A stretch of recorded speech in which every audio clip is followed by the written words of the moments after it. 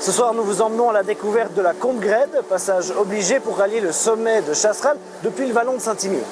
Départ donc de Villeray pour un itinéraire de quelques 6 km avec un dénivelé positif de 867 mètres. À bon rythme, il faut compter 3 heures de marche, 4 avec quelques pauses bien méritées. Bonjour Richard.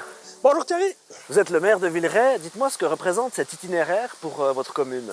C'est un itinéraire très touristique. Nous avons plusieurs milliers de personnes qui gravissent cette Combe-Grède. C'est un sentier difficile pour les randonneurs, mais aussi difficile à entretenir, j'imagine. C'est clair qu'il y a beaucoup d'entretien.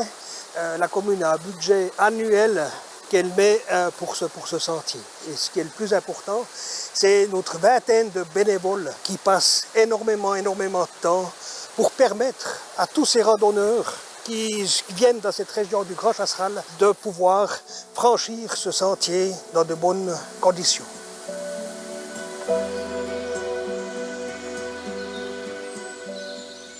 Depuis la Combe-Grède, 2 chemins mènent à Chasseral. L'un d'eux est réservé aux randonneurs les plus aguerris. On vous laisse en juger.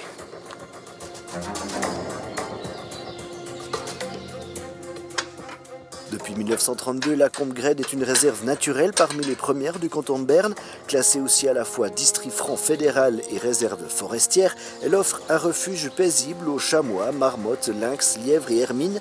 Quant à l'effort demandé aux randonneurs, il est amplement récompensé par des paysages époustouflants, sublimés par le parfum envoûtant de l'ail des ours en fleurs.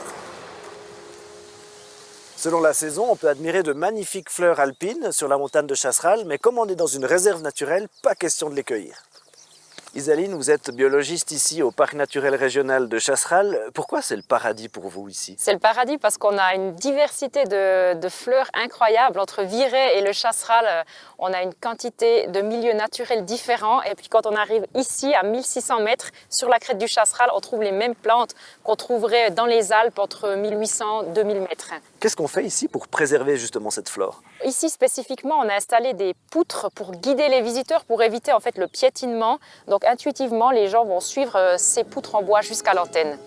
Du sommet du Chasseral, perché à 1606 mètres d'altitude, on peut contempler l'Allemagne, la France et une grande partie du plateau suisse. Et c'est de ce point également que l'on peut admirer le mieux les 3 lacs de Morat, Bienne et Neuchâtel simultanément.